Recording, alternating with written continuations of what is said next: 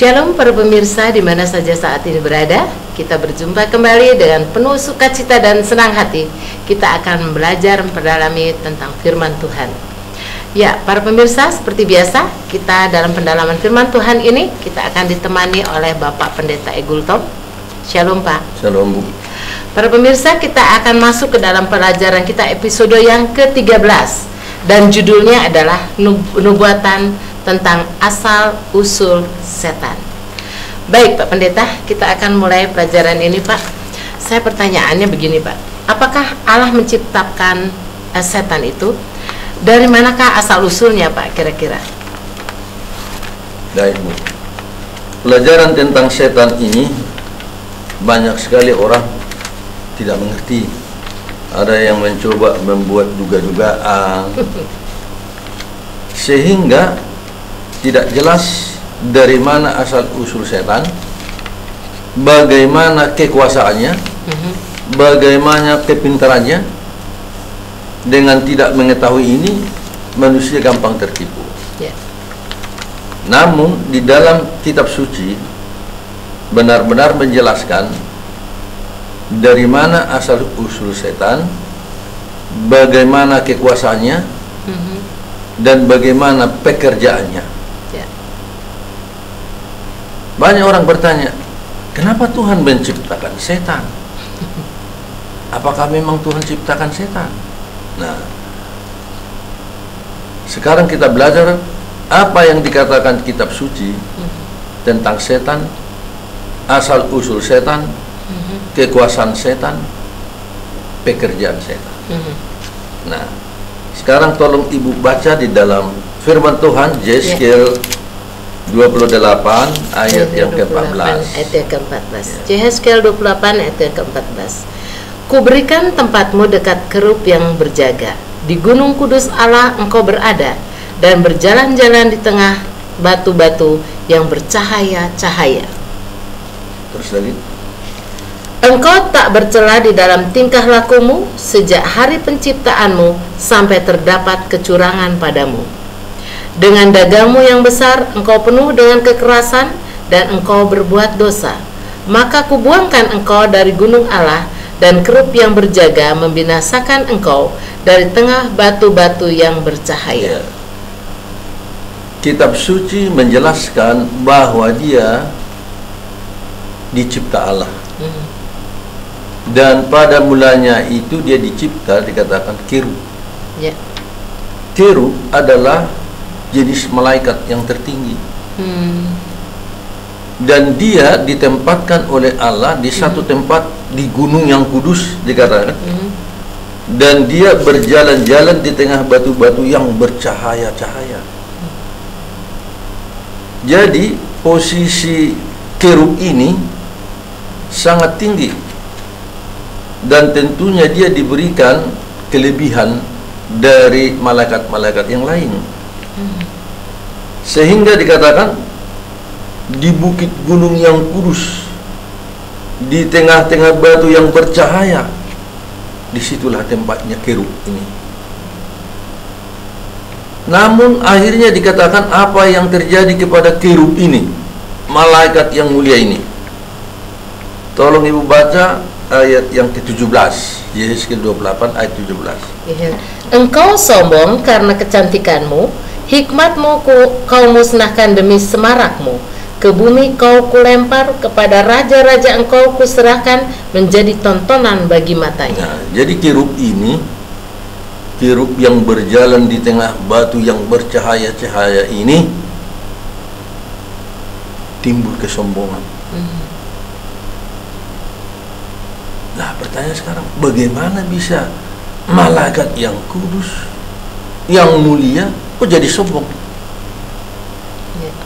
Nah, dikatakan oleh karena kau mempunyai kecantikan yang lebih daripada yang lain, kau jadi sombong. Nah, rupanya malaikat ini juga Tuhan ciptakan mempunyai hak memilih, sehingga di dalam hatinya timbul satu keinginan sombong, mau menyamai Allah. Nah, inilah permulaannya daripada apa? setan tersebut. Dan ditambahkan lagi, tolong Ibu baca Yesaya 14 ayat 11. Aku hendak naik mengatasi ketinggian awan-awan, hendak menyamai yang maha tinggi. Nah itu. Jadi kerub ini menyatakan di dalam hatinya ada kesombongan, sehingga dia bilang, aku hendak naik mengatasi ketinggian awan-awan, hendak menyamai siapa? Yang maha tinggi. Mau seperti Allah dia, mau menyamai Allah. Inilah kesombongan yang timbul di dalam kerub ini. Tapi pertanyaannya Pak sekarang, bagaimana bisa jadi Pak, di surga yang suci, yang mulia, serta makhluk ciptaan Allah ini Pak, para malaikat yang suci bisa timbul dosa kesombongan ini? Ya. Menjawab pertanyaan ini, saya pikir kita manusia ini tidak sanggup. Bagaimana bisa timbul di tempat yang suci bersih, timbul kekotoran? Sulit kita menjawab. Atau perumpamannya, sudah ada satu gelas, gelas ini ditutupi semua dan ada lubang di dalam, steril, kuman. Kok bisa ada kuman di dalam? Itu kan di luar. Tapi saya pikir sebagai makhluk yang dicipta Tuhan, yang diberi hak bebas memilih, nah inilah di sana ada celah untuk masuk dosa itu. Yang dikatakan tadi, karena kecantikanmu kau menjadi sombong dan mau menyamai yang maha tinggi. Akhirnya dikatakan engkau dibuang ke bumi. Nah, tolong Ibu baca kembali, dijelaskan dalam Yesaya 14 ayat yang ke-12 tadi. Wah, engkau sudah jatuh dari langit, hai bintang timur, putra fajar. Engkau sudah dipecahkan dan jatuh ke bumi, hai yang mengalahkan bangsa-bangsa. Dikatakan situ, wah, engkau sudah jatuh dari langit, hei bintang timur, putra fajar. Kalau di dalam salinan Alkitab bahasa Inggris disebut di sini, hai Lucifer, ya. Jadi Lucifer ini dikenal di dalam salinan bahasa Inggris, diterjemahkan ke bahasa Indonesia, hai bintang timur. Jadi Lucifer ini karena kecantikannya, kemuliaannya, kelebihannya, timbul kesombongan, mau menyamai yang maha tinggi. Jadi seperti yang Ibu tanyakan tadi, bagaimana bisa ya satu malaikat yang suci timbul kesombongan? Ya itulah kenyataannya. Jadi kita katakan memang hal-hal yang tidak mampu untuk kita pikirkan, yaitu di tangan Tuhan. Tapi kenyataan firman Tuhan mengatakan demikian. Sehingga timbul setan. Jadi sekarang kita bisa menjawab pertanyaan bahwa setan tidak diciptakan oleh Tuhan. Yang diciptakan oleh Tuhan adalah malaikat kerub yang mulia, yang cantik. Begitu mulia, cantik dan pintar. Nah, di sana ada celah kesombongan.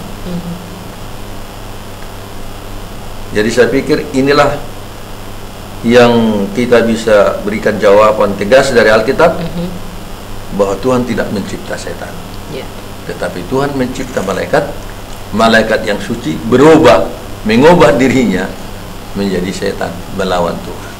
Itu. Oke, luar biasa sekali Pak. Pertanyaan sekarang Pak, berapa sih Pak banyaknya setan itu? Ya, berapa banyaknya setan?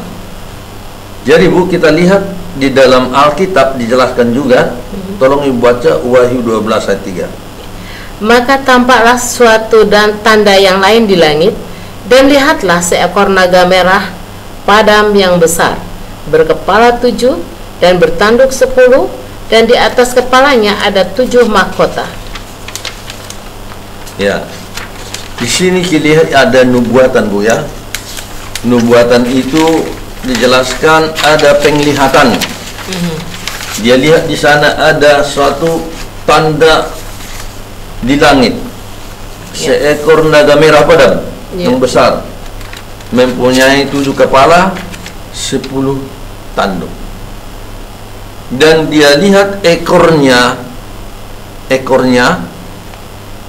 menyeret sepertiga dari bintang-bintang dari langit.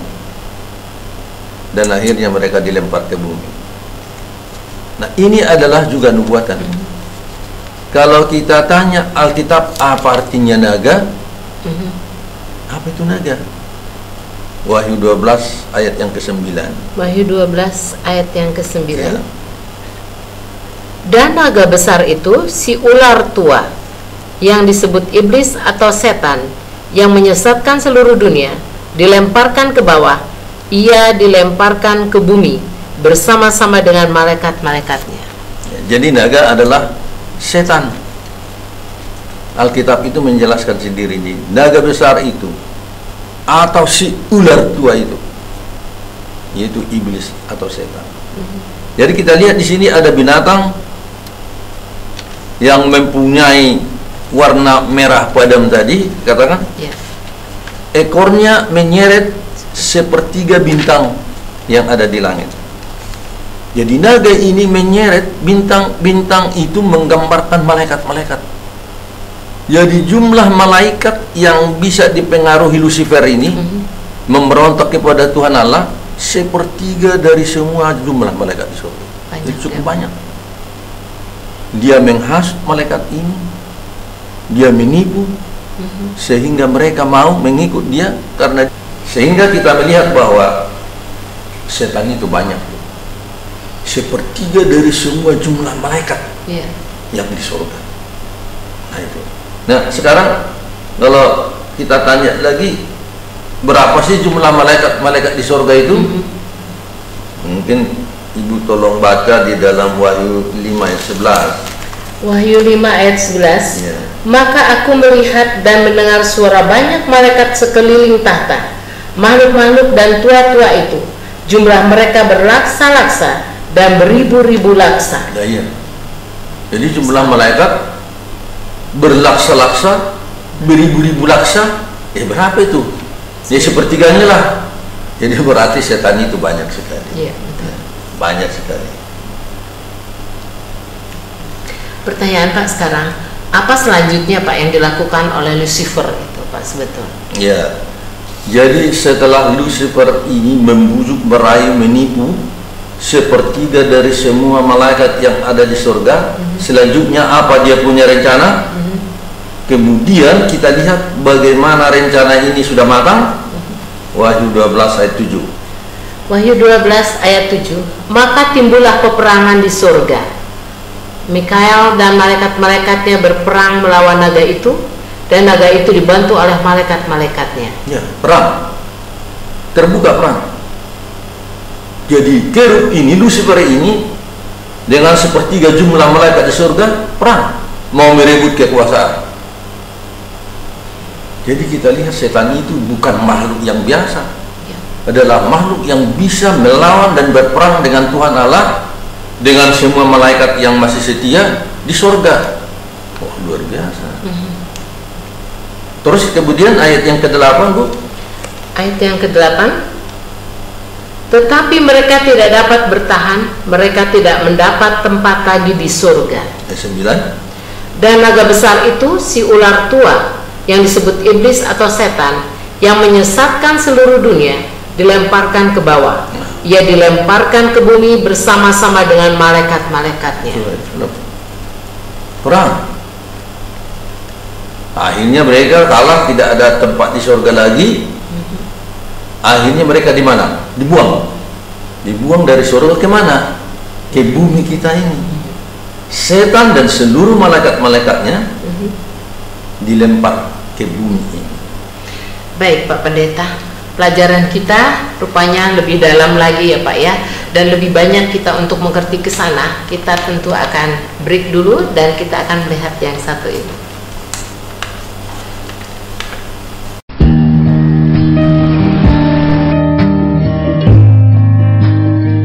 Every hour of every day, someone somewhere is praying for the outpouring of the Holy Spirit.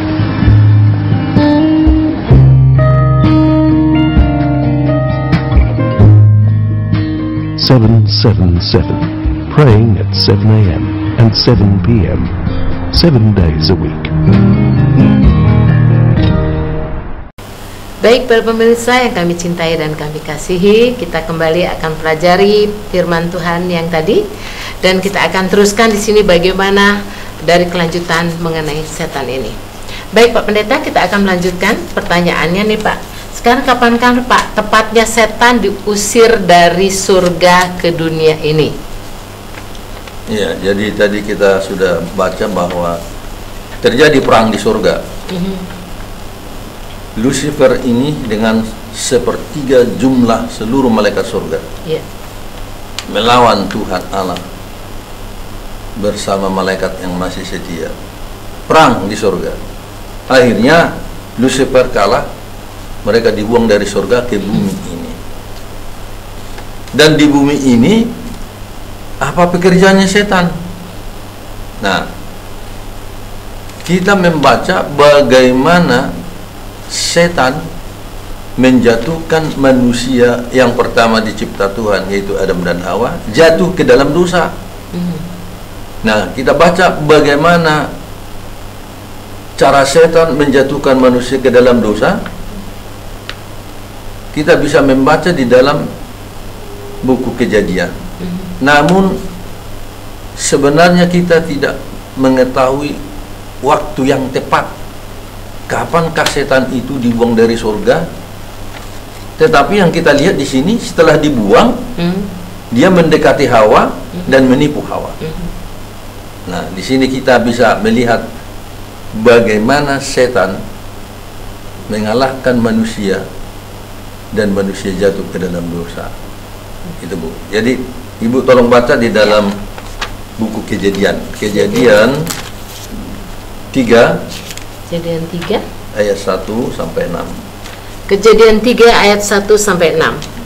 Adapun ular ialah yang paling cerdik dari segala binatang di darat yang dijadikan oleh Tuhan Allah. Ular itu berkata kepada perempuan itu, tentulah Allah berfirman, semua pohon dalam taman ini jangan kamu makan buahnya, bukan?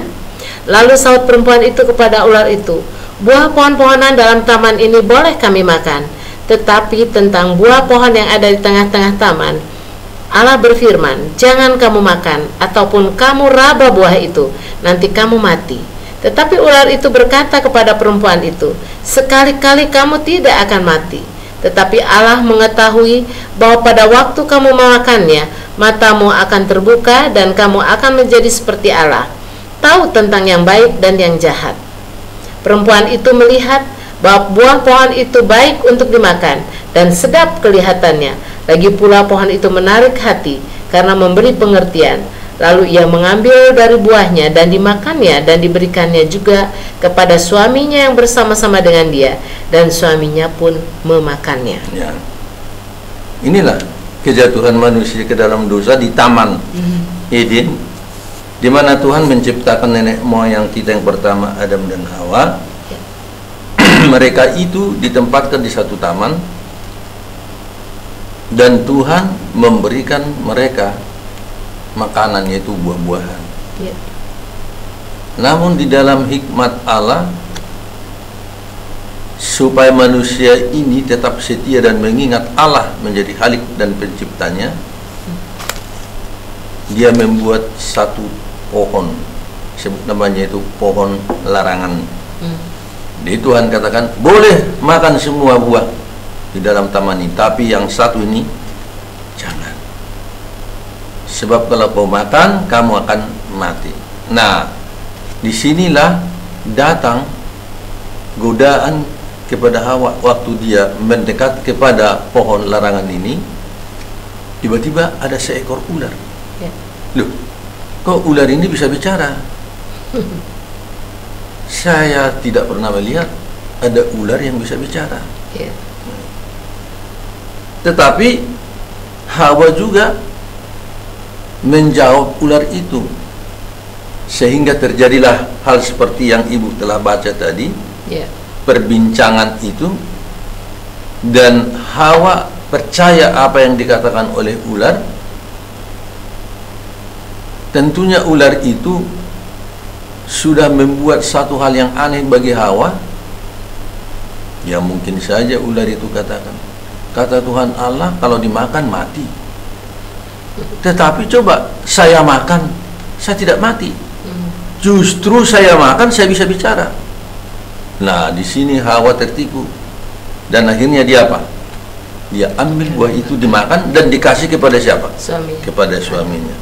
Nah, sekarang kita lihat siapakah sebenarnya ular itu, Bu? Itu ya. Siapa sebenarnya ular itu? Ya. Tolong Ibu baca 2 Korintus 11 ayat 14. Hal itu tidak usah mengherankan, sebab iblis pun menyamar sebagai malaikat terang. Menyamar. Iblis merubah bentuk. Menyamar kan? Kalau sebut seorang laki-laki menyamar jadi perempuan, atau perempuan menyamar laki-laki, dan iblis menyamar menjadi ular. Dan ular itu bisa bicara.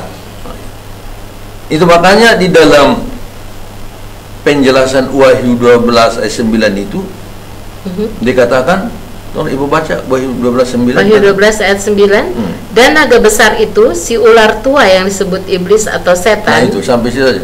Si ular tua, ular yang datang di Taman Eden itu setan, iblis. Jadi iblis datang dalam bentuk ular, berbicara kepada siapa? Kepada si Hawa.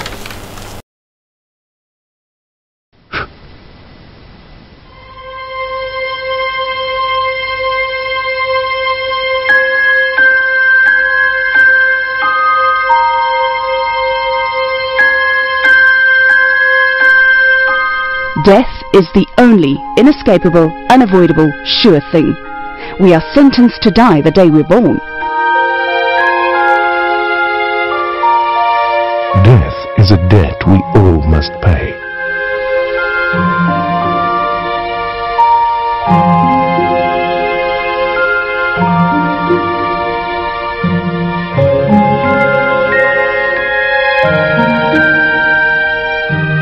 Some people are so afraid to die that they never begin to live.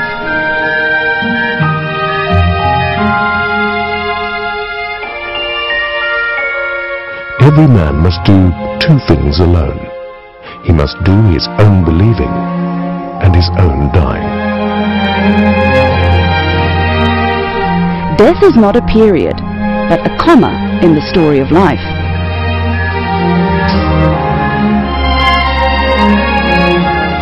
He will wipe every tear from their eyes. There will be no more death or mourning or crying or pain, for the old order of things has passed away.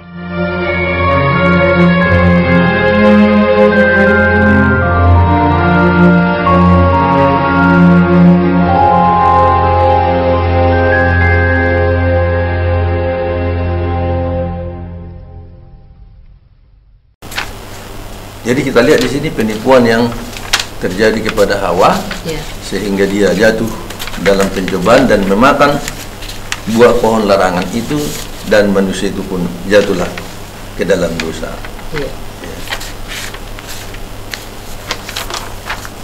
Oke Pak, di sini mungkin ada pertanyaan lagi Pak. Kenapa setan memakai ular sebelum medium sebagai mediumnya Pak? Kenapa tidak merpati atau yang lain untuk menipu Hawa ini Pak? Kenapa ular yang dipakai? Iya. Jadi sebelum ada dosa, di taman itu, ular itu dikatakan adalah, disebut di sini, makhluk yang cerdik. Ya.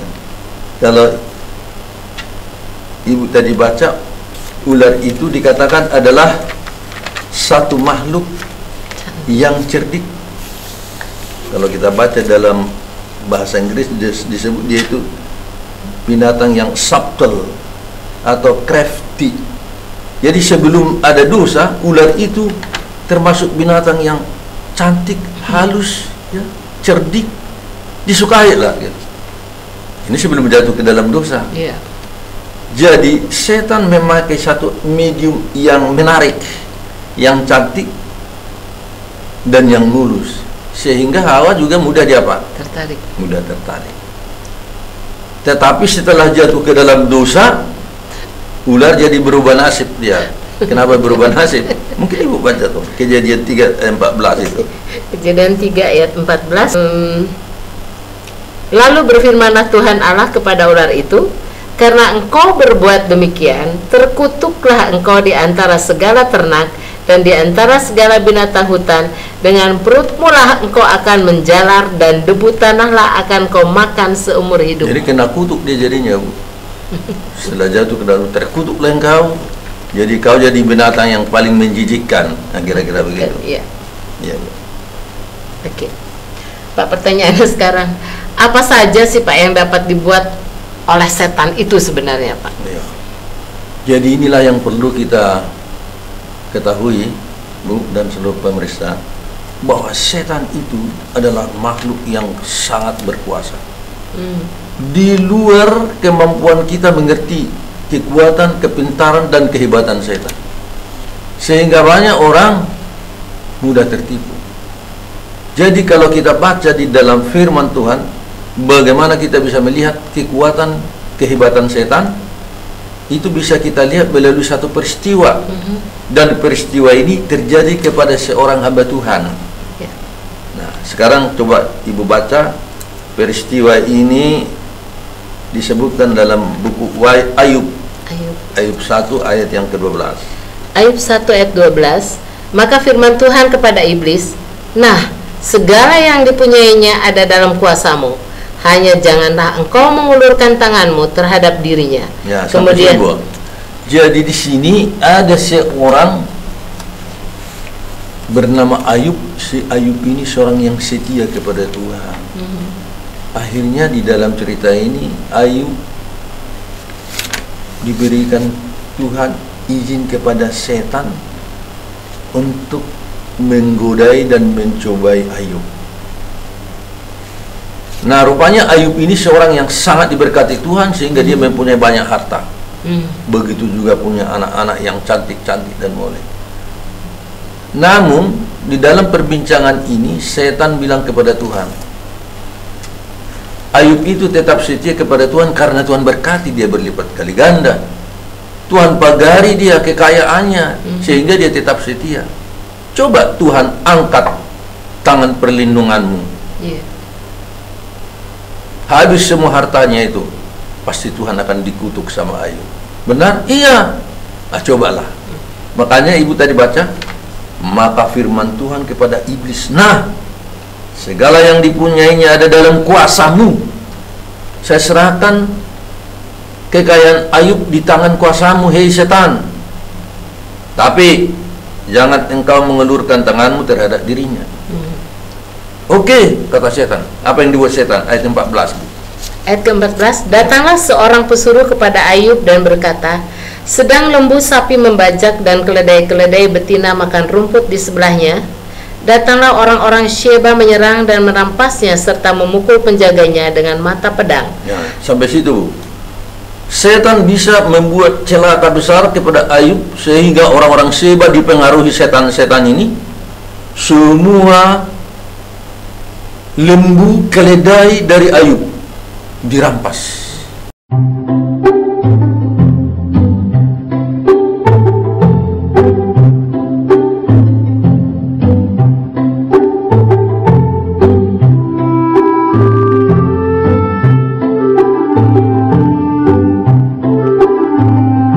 There is a garden in every childhood, an enchanted place where colors are brighter, the air softer, and the morning more fragrant than ever. Setan menghasut orang Kasdim sehingga dirampas semua unta-unta Ayub, bahkan semua penjaganya juga dimusnahkan, hanya tinggal satu. Luar biasa.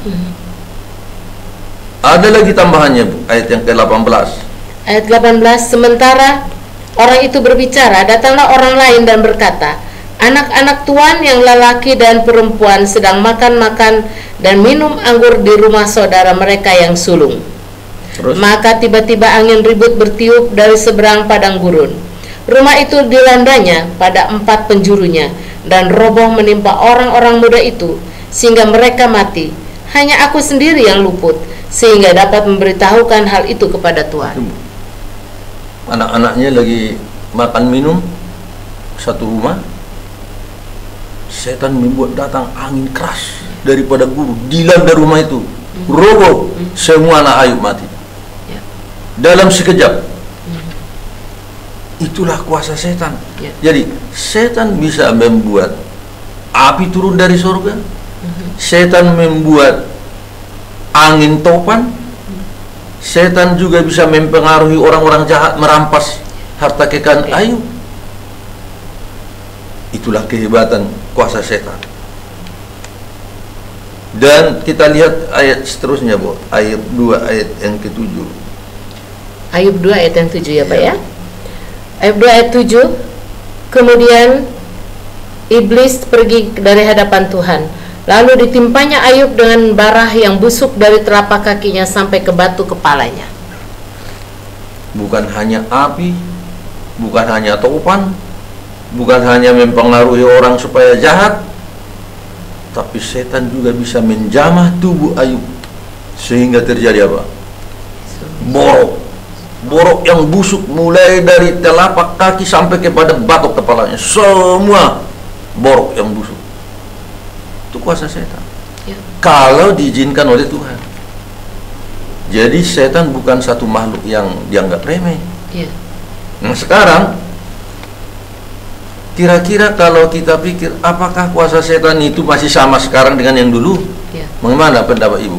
Masih sama, Pak.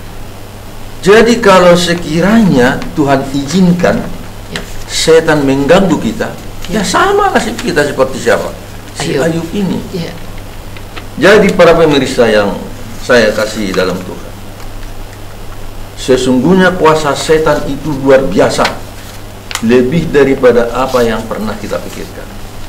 Kalau bukan karena penjagaan malaikat Tuhan, maka kita akan disergap, dibinasakan oleh kuasa setan, seperti yang pernah terjadi kepada siapa? Ayub.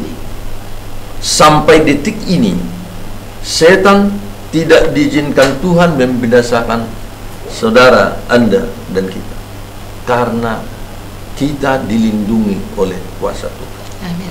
Oleh sebab itulah Tuhan mau menghendaki kepada kita masing-masing supaya kita percaya kepada Tuhan.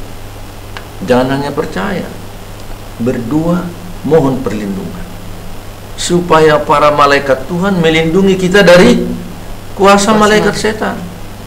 Sebab setan senang kalau orang mati di dalam dosanya, dia tidak akan selamat. Jadi para pemirsa, firman Tuhan mengatakan kita harus datang kepada Tuhan. Amin. Siapa yang datang kepadanya tidak pernah ditolak. Mesias itu hanya memanggil Anda dan saya, marilah.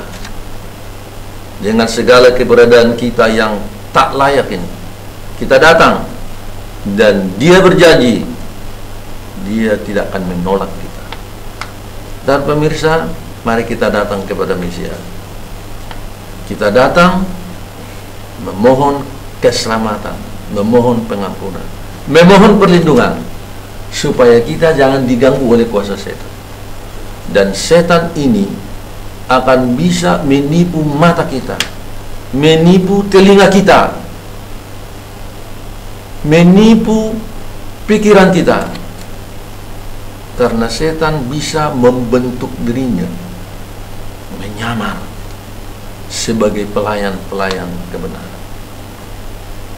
Setan juga bisa menyamar seperti orang yang sudah mati. Kali berikut kita akan mempelajari bagaimanakah keadaan orang yang sudah mati.